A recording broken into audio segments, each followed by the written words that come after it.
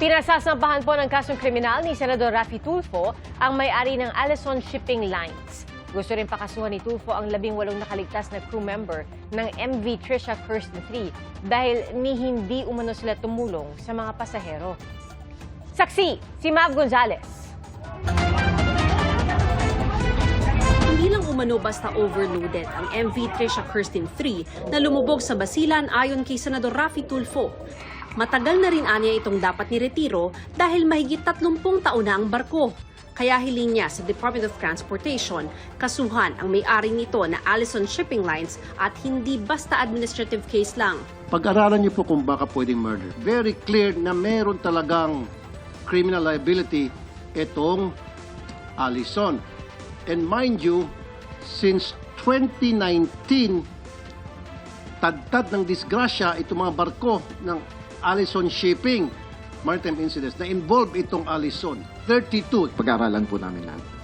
We will file the necessary cases, including criminal cases. We are also going to explore po yung kasong graft and corrupt practices.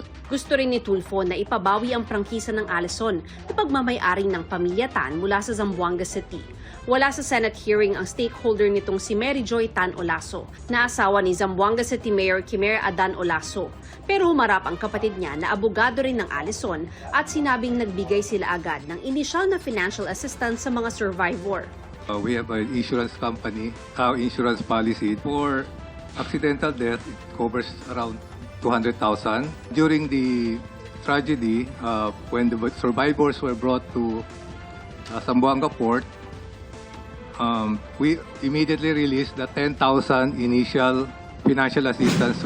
Pero inireklamo ng ilang survivor at pamilya nila ang anilay quit claim na pinapirma ng Allison Shipping Lines o kasulatan na hindi na sila maghahabol sa kumpanya. Ginaganon nila yung mga badyaw na sobrang simple lang daw ng mga requirements, hindi pa maintindihan.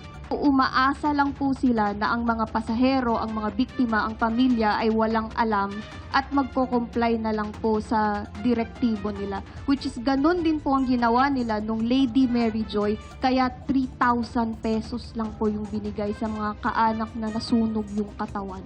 I'm not aware of this, but this will be included in the investigation.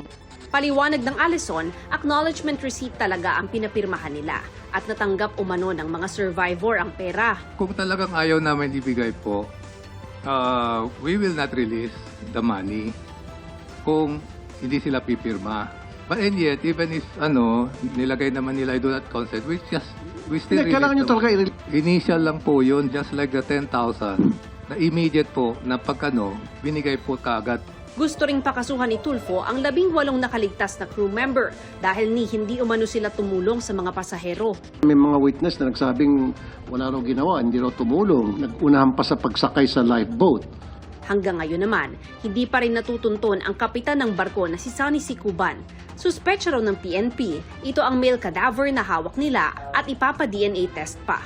Samantala, taliwas sa unang report ng DOTR, posibleng mahigit 24 pa ang nawawalang sakay ng lumubog na barko. Meron ba kayo mga na-recover ng mga cadaver na wala sa manifest?